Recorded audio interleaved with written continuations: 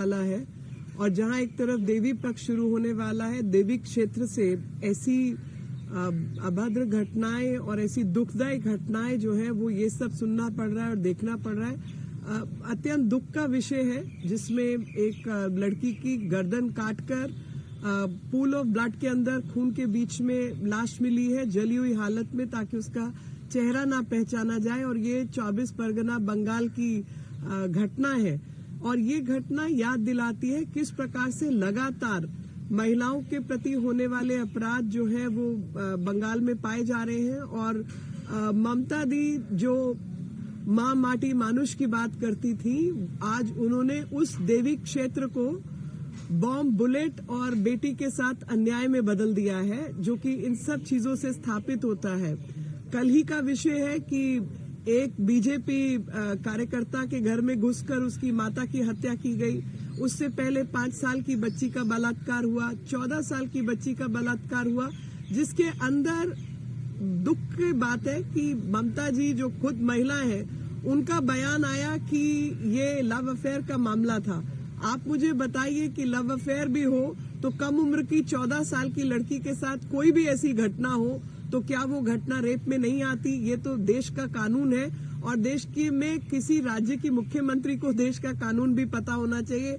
तो जब भी इस प्रकार की घटनाएं पाई जाती हैं, आपकी रिपोर्ट्स के माध्यम से, मीडिया की रिपोर्ट के माध्यम से ये सब जानकारी हमारे सामने आई और हैरानी होती है ये सब सुनकर कि बंगाल जैसा प्रदेश जहां पर जनरली जो लोग हैं वो महिलाओं के अधिकार और देवी पूजक हैं और वहां के समाज में ये जो इतना बड़ा बदलाव दिखाई दे रहा है, उसके लिए कहीं ना कहीं राज्य की जो सरकार है वो जिम्मेवार है। क्योंकि बलात्कारियों को अगर आप शरण देंगे, उनके खिलाफ कार्रवाई कमजोर होगी तो लगातार इस तरीके की घटनाएं बढ़ेंगी। और जब आपको कोई मुख्यमंत्री ऐसी मिले जो कि सरकारी जो एडमिनिस्ट्रेशन है, प्रशासन है, उसको जिम्मेवार या उसको कार्य के प्रति प्रतिबद्ध करने की बजाय लोगों को ब्लेम करे तो उनका हौसला बढ़ता है।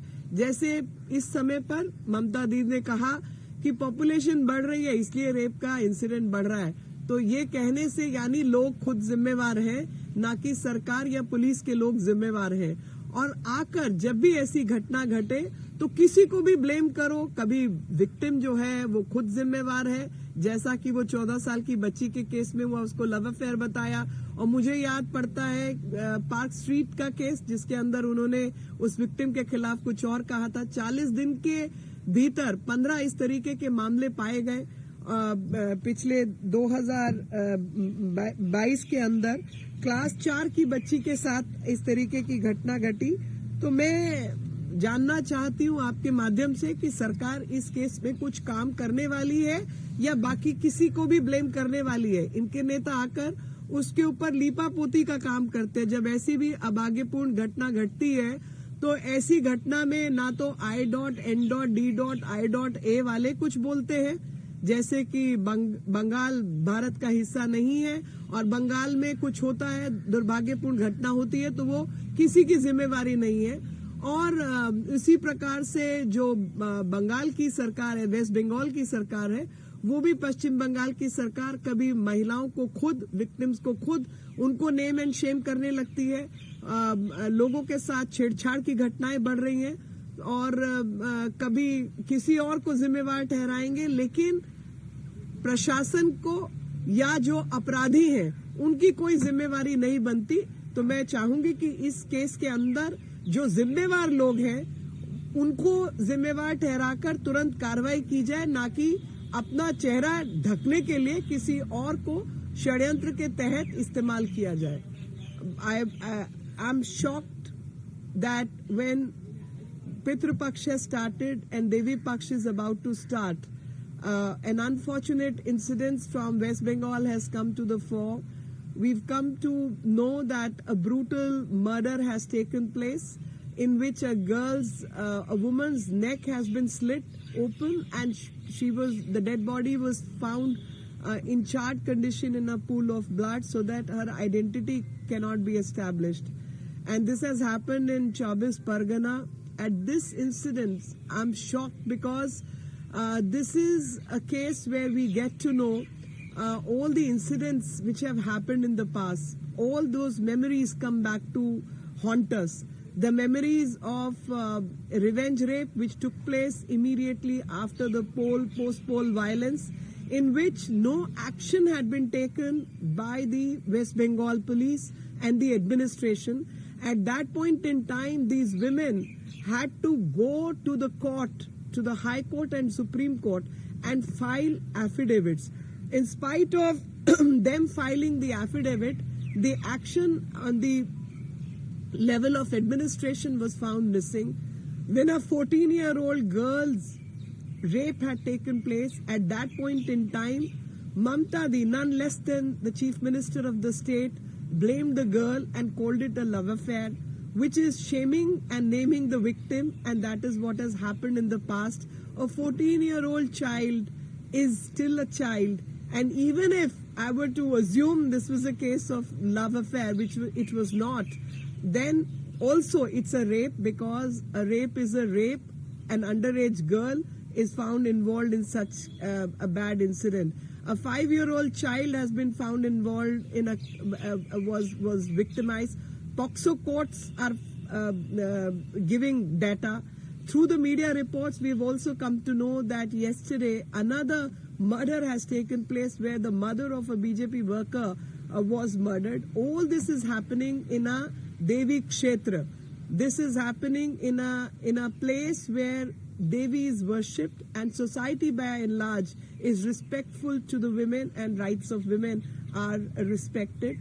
So a land, a geography which was known for Ma Mati Manush has converted itself under the awful administration of TMC party into bomb, bullet and beti ke saath anyay, which is what everyone is witnessing these days. In 40 days, 15 cases of rape and victimization of women have taken place, and repeatedly such incidents are taking place because somewhere the confidence of wrongdoers and the criminals is enhanced because they have some kind of support, or lackadaisical approach of the administration has enhanced their hosla, their confidence, and they are able to get away with these kind of crimes. If there is any question, I'll take that question. में भी एक मामला सामने आया है ma'am, वहाँ पर जयपुर जिले के जमवारामगढ़ क्षेत्र में महिला को जला दिया गया और उसको फेंक दिया गया है सड़क पर। इस पर राजस्थान की जो कानून व्यवस्था है उस पर देखिए, मैं यही कहना चाहती हूँ कि महिलाओं के विषय की बात आती है तो ये राजनीति करने के लिए तुरंत उतर पड़ते हैं। महिलाओं के साथ दुर्भाग्यपूर्ण घटना किसी भी राज्य में हो, उसको हमें सिंगल हैंडेडली कंडेम करना है और कानून व्यवस्था को उसके पक्ष में लाके खड़ा करना है। तो विषय ये है कि जहां जहां इस तरीके की दुर्भाग्यपूर्ण घटनाएं सामने आए, चाहे वो राजस्थान हो, चाहे वो बंगाल हो या कोई भी राज्य हो, वहां पर तुरंत जो जवाबदेही है वो प्रशासन की बनती है और नियम कानून के अनुसार ऐसे सब मामलों में तुरंत कार्रवाई होनी चाहिए। और यही मैं उम्मीद करती हूँ कि हर राज्य के अंदर इस प्रकार की कानून व्यवस्था हो जहां पर महिलाओं के केस जो है उनके ऊपर तुरंत संज्ञान में लिया जाए और कार्रवाई की जाए। I.N.D.I.A. वालों से मैं जानना चाहती हूँ कि इन दोनों के प्रति आप कुछ अपना बयान देंगे।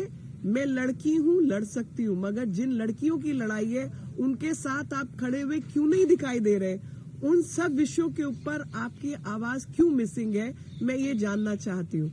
मुझे याद है कि लगातार इस तरीके की घटनाएं घटी हैं और उन सब के मामलों में जो भी प्रशासनिक कार्रवाई है, जो भी पुलिस व्यवस्था, कानून व्यवस्था की कार्रवाई है, हम उसकी मांग करते हैं। और वापस आप सबके माध्यम से मैं याद दिलाना चाहती हूँ कि बंगाल के अंदर पोस्ट पोल वायलेंस के अंदर जब चुनाव हो गए उसके बाद जिन लोगों ने इनके खिलाफ न्यायपूर्ण तरीके से इलेक्शन में काम इनके विरोध किया, उन महिलाओं के साथ रेप केसेस हुए और उन महिलाओं के साथ जब इस प्रकार के रेप केसेस हुए, बलात्कार के केसेस सामने आए, तब ऐसे समय पर क्यों बंगाल की सरकार ने उन महिलाओं के पक्ष में केस दर्ज नहीं किए? उन सब के cases affidavit high court supreme court में दाखिल करवाने की नौबत आई। तो लगातार ये अभद्र व्यवहार जो है महिलाओं के साथ किया जा रहा है, वो भी देविक क्षेत्र के अंदर। ये क्षेत्र देवी के नाम से जाना जाता है, जहां पर सभ्य समाज और अधिकतर लोग सभ्य है, महिलाओं के प्रति एक अच्छी भावना रखते हैं और इस प्रकार की प्रताड़ना के खिलाफ आवाज उठाते हैं। समाज कुछ और है लेकिन प्रशासन कुछ और है, और जितने लोग महिला विषयों पर राजनीति के लिए आगे आते हैं उन सबसे मैं यही प्रार्थना करती हूँ कि महिलाओं के अधिकारों के लिए आवाज बुलंद कीजिए। उज्जैन में भी ऐसा ही एक मामला आया है सामने। उज्जैन से भी 12 साल की शासित राज्यों में अपराध होते हुए, चाहे जो उत्तर प्रदेश की बात हो, हाथरस की घटना हुई थी, कांग्रेस के सारे नेता गए, राहुल गांधी गए, प्रियंका गांधी वाड्रा गए। लगता है आपको कि कांग्रेस इस मामले में सिलेक्टिव है, बंगाल और राजस्थान को अनदेखा करती है? जब मैं मेरा आज की प्रेस से सबको यही संदेश देने का मामला है कि चाहे वो उत्तर प्रदेश का मामला हो, हाथरस का, जहां पर ये सब लोग पहुंचे थे, इन सबसे आग्रह है कि अब आप जो है वेस्ट बंगाल, पश्चिम बंगाल भी पहुंचे और वहां जाकर मामला दर्ज हो और जो हत्यारे हैं उनके खिलाफ कार्रवाई हो, इसकी मांग करें। क्योंकि चाहे वो हाथरस हो चाहे कुछ और हो, जहां भी महिला के साथ उत्पीड़न हुआ है, प्रशासन से यही मांग है कि प्रशासन बिना पक्षपात के महिला विरोधी मामलों के अंदर अपना काम करे और तुरंत कार्रवाई करे। लेकिन जहां प्रशासन काम कर रहा है वहां आप हस्तक्षेप करते हैं, लेकिन जहां प्रशासन का एक लचीला रुख है वहां पर आप नहीं पहुंचते हैं। तो मेरी आप सबसे महिला के अधिकारों की जो बात करते हैं, सबसे एक ही प्रार्थना है कि कृपया करके बिना पक्षपात के महिला विरोधी कार्रवाई जहां हो रही हो, आप उन सब मामलों में वही मांग करें और उसी के पक्ष में खड़े रहें। Ma'am, India Today investigation yesterday exposed how women trafficking of minor girls are happening in the state of Rajasthan, in Bundi, and there's another instance of Neemuch, Madhya Pradesh, where there are middlemen who are ready to sell girls as young as 14-year-old for human trafficking. No, I mean, whoever is working for the cause of women, without getting into the detail, trafficking is a very, very serious offense. And I know it's happening in Chhattisgarh also. So all these places which have low income economy, these incidents have been happening.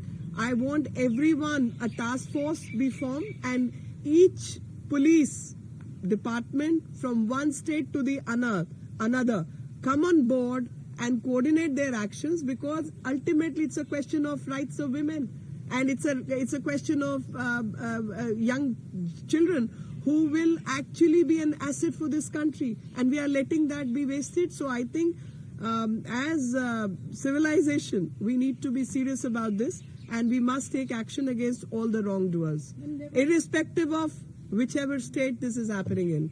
There was a shocking case in Ujjain as well, in 20-year-old rape. She fell, in fact, unconscious. People didn't come out for help. She walked for 8 kilometers before any help could be. So my compliments to the ashram who came forward to protect her rights and took her to the hospital and took her to the administration for registering of the case. And I would expect society to be more kind to the rape victims, and also the administration came in action once the matter was brought to their notice. But I expect everyone to be kind to the victims and compassionate in all such cases. Come forward and support the girls who are victimized by such things. Thank you.